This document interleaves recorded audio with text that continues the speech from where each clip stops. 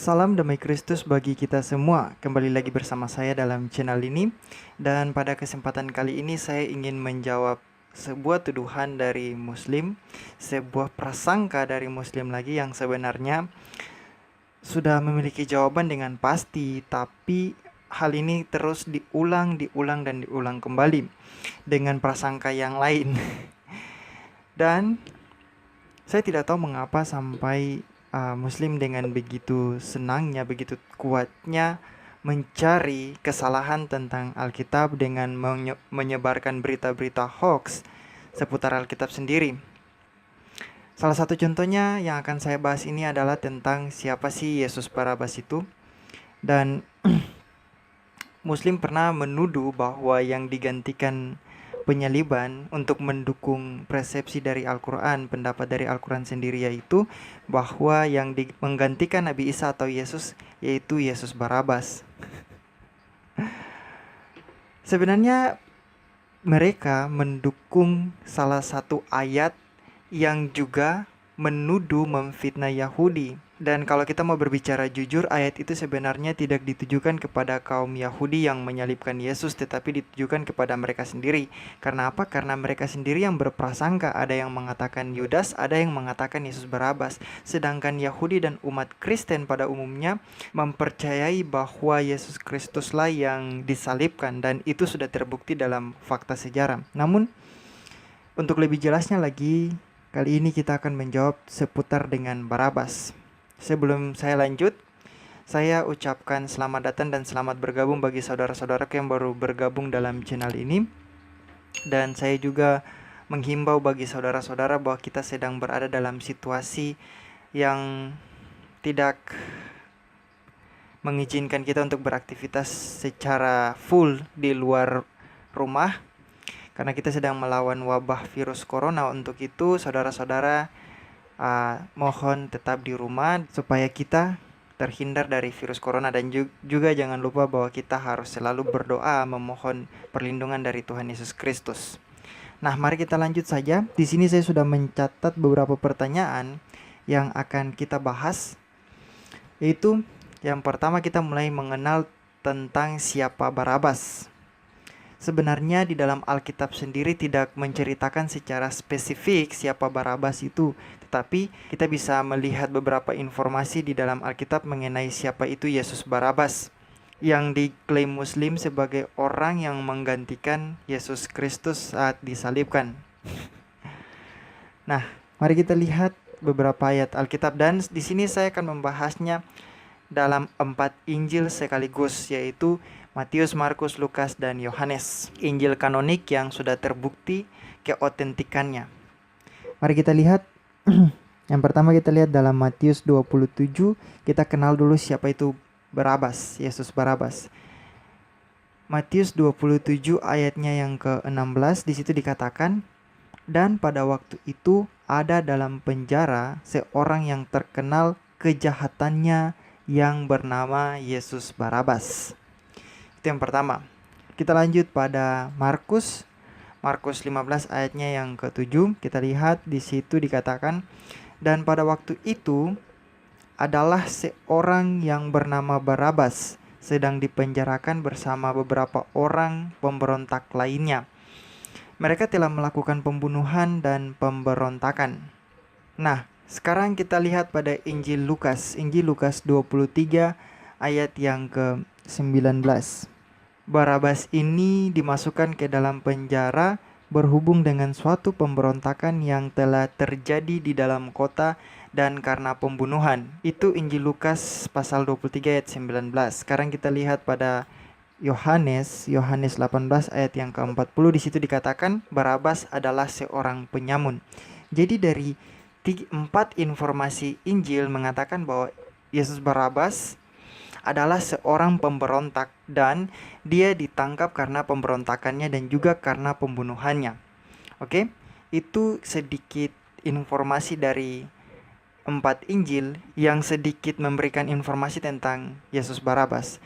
Nah, sekarang kita lanjut pada pertanyaan yang selanjutnya.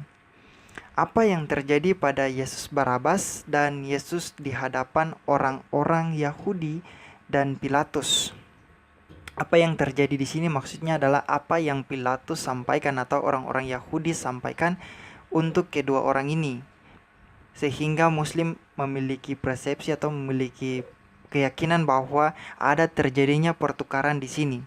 Pertukaran antara Yesus Kristus dengan Yesus Barabas. Dan disinilah yang akan kita lihat siapa sebenarnya yang akan dilepaskan oleh Pilatus. Mari kita lihat. Kita lihat pertama dalam Matius 27. Kita lihat pada ayatnya yang ke-17. Karena mereka sudah berkumpul di sana, Pilatus berkata kepada mereka, "Siapakah yang kamu kehendaki kubebaskan bagimu?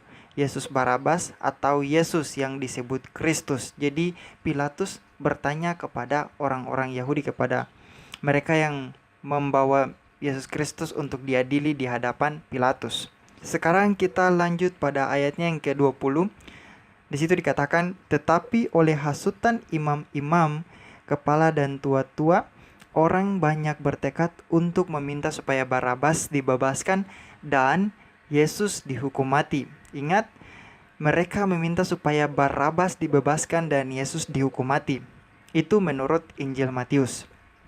Nah, sekarang kita lanjut kepada Markus. Kita lanjut kepada Injil Markus 15 ayat 8. Di situ dikatakan, "Maka datanglah orang banyak dan meminta supaya sekarang kebiasaan itu diikuti juga." Ini untuk sepengetahuan teman-teman bahwa pada saat itu ada salah satu tradisi di mana Pilatus akan melepaskan salah seorang pada hari Paskah. Dan kita dapat lihat itu dalam Lukas 23. Nanti kita akan lihat selanjutnya lagi Lukas 23. Jadi di sini dikatakan, "Maka datanglah orang banyak dan meminta supaya sekarang kebiasaan itu juga diikuti." Kebiasaan itu yang tadi saya bilang bahwa harus melepaskan seseorang pada hari Paskah yang harus dilakukan oleh Pilatus. Pilatus menjawab mereka dan bertanya, "Apakah kamu menghendaki supaya aku bebaskan raja orang Yahudi ini?" Ayat yang ke-10 mengatakan, "Ia memang mengetahui bahwa imam-imam ia di sini adalah Pilatus, bahwa imam-imam kepala telah menyerahkan Yesus karena dengki. Tetapi imam-imam kepala menghasut orang banyak untuk meminta supaya Barabaslah yang dibebaskannya bagi mereka." Itu juga menurut Injil Markus. Yang ketiga, kita lihat dalam Injil Lukas.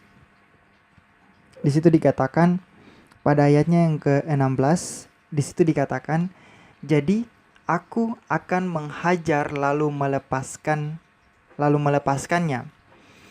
Lalu ayat yang ke-17, "Sebab ia wajib melepaskan seorang bagi mereka pada hari raya itu." Di sini adalah hari raya Paskah. Kita lanjut, di situ dikatakan pada ayat yang ke-18, "Tetapi mereka berteriak bersama-sama, 'Enyahkanlah dia, lepaskanlah Barabas bagi kami.'" Itu Injil Lukas, Injil yang ketiga. Nah, kesaksian yang ketiga. Kita lihat kesaksian yang keempat dari Injil Yohanes. Injil Yohanes pasal 18 ayatnya yang ke-39. Di situ dikatakan, "Tetapi pada kamu ada kebiasaan bahwa pada Paskah aku membebaskan seorang bagimu. Maukah kamu supaya aku membebaskan raja orang Yahudi bagimu?" Mereka berteriak pula, "Jangan dia, melainkan Barabas." Jadi 4 Injil sudah menyatakan bahwa yang terjadi pada Yesus Kristus dan Yesus Barabas adalah orang-orang Yahudi, ahli-ahli Taurat dan rakyatnya menginginkan Barabas untuk dilepaskan, sedangkan menginginkan Yesus untuk disalibkan. Itu sudah tercatat jelas di dalam 4 Injil. Nah, sekarang kita lanjut pada poin yang terakhir, yaitu siapa yang disalibkan. Sebenarnya dengan hal ini kita sudah pada poin yang tadi kita sudah bisa menjawab siapa yang disalibkan. Karena dengan lepasnya Barabas, maka otomatis Yesus Kristuslah yang mereka inginkan untuk disalibkan. Oke, jadi sebenarnya sudah tidak ada keraguan lagi. Namun untuk meneguhkan klaim ini bahwa Yesus Kristus yang disalibkan sesuai 4 Injil, mari kita lihat lagi pada Matius 27. Kita masih pada pembacaan yang sama. Kita lihat pada ayatnya yang ke-21. Wali negeri menjawab dan berkata kepada mereka, "Siapa di antara kedua orang itu yang kamu kehendaki kubebaskan bagimu?" Kata mereka, Barabas. Jadi Barabas yang dilepaskan. Kata Pilatus kepada mereka, jika begitu, apakah yang harus kuperbuat dengan Yesus yang disebut Kristus? Dengan Yesus yang disebut Kristus. Mereka semua berseru, ia harus disalibkan. Ia harus disalibkan. Lalu pada ayatnya yang ke-26 di situ dicatat, lalu ia membebaskan Barabas bagi mereka, tetapi Yesus disesahnya lalu diserahkannya untuk disalibkan. Itu kesaksian dari Matius 27. Sekarang kesaksian yang kedua. Kesaksian yang kedua kita lihat dalam Markus 15 lagi. Kita lihat pada ayatnya yang ke-11, di situ dikatakan, tetapi imam-imam kepala menghasut orang banyak untuk meminta supaya Barabaslah yang dibebaskannya bagi mereka. Kita lanjut saja pada ayatnya yang ke-14 dan ke-15. Di situ dikatakan, lalu Pilatus berkata kepada mereka, tetapi kejahatan apakah yang telah dilakukannya? Namun mereka makin keras berteriak, salibkanlah dia. Dan oleh karena Pilatus ingin memuaskan hati orang banyak itu, ia membebaskan Barabas. Membebaskan Barabas, bukan Kristus, bagi mereka. Tetapi Yesus disesahnya lalu diserahkannya untuk disalibkan. Kesaksian yang kedua. Sekarang kita lihat pada Lukas 23.